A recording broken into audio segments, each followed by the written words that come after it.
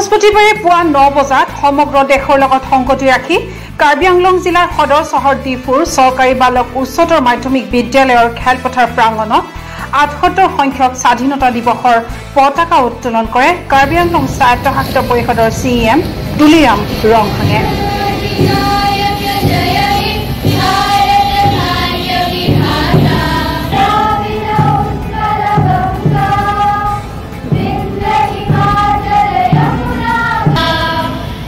দিনজোৰা কাৰ্যসূচীৰে আৰম্ভ হোৱা স্বাধীনতা দিৱসৰ কাৰ্যসূচী অনুসৰি পুৱাৰ ভাগত ব্যক্তিগত আৱাস অনুষ্ঠান প্ৰতিষ্ঠানত পতাকা উত্তোলন কৰা হয়। ইয়াৰ পিছত ডিফু গান্ধী পাৰ্কত মহাত্মা গান্ধীৰ প্ৰতিকৃতিত পুষ্পাঞ্জলি আৰু মাল্যাৰ্পণ কৰাৰ পিছত শ্বহীদসকলক সোঁৱৰি স্মৃতি তৰ্পণ কৰা হয়। আনহাতে ডিফু চৰকাৰী মহাবিদ্যালয় খেলপথাৰত পতাকা উত্তোলন কৰি গাৰ্ড অফ অনাৰ গ্ৰহণ কৰে CEM তুলিৰাম ৰংহাঙে। স্বাধীনতা দিৱসৰ কাৰ্যসূচীৰ লগত সংগতি ৰাখি CRPF, অসম আৰক্ষী, NCC আৰু বিভিন্ন বিদ্যালয়ৰ ছাত্ৰ ছাত্ৰীসকলে পেৰেড প্ৰদৰ্শন কৰা পৰিলক্ষিত হয়।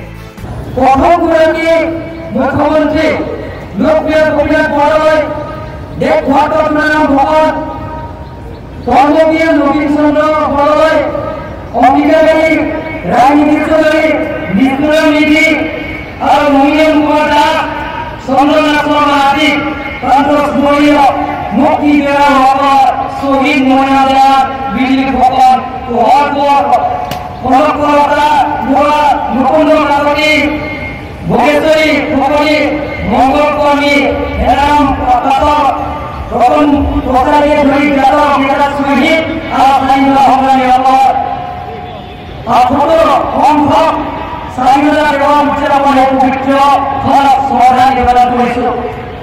ভাৰতৰ মাননীয় প্ৰধানমন্ত্ৰী নৰেন্দ্ৰ মোদী ডাঙৰ নেতৃত্বত বৰ্তমান আমাৰ দেশত প্ৰগতি দিশত আগবাঢ়িছে। মাননীয় প্ৰধানমন্ত্ৰীৰ দূৰদৰ্শীয় চিন্তা ভাৱ